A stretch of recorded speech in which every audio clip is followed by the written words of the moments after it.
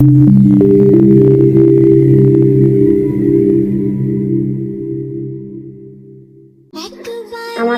অনেকের কাছে ইবো গান নাই, তার জন্য আমি একটা ইন্টারেস্টিং কোড নিয়ে আসছি কাস্টমের, ওটাতে সবাই সবকিছু পাবেন। তো ওই কোডটি আমার ইউটিউব চ্যানেলে দেওয়া থাকবে, আমার টিকটক আইডির বায়োতে দেওয়া আছে, যান গিয়ে দেখে আসেন।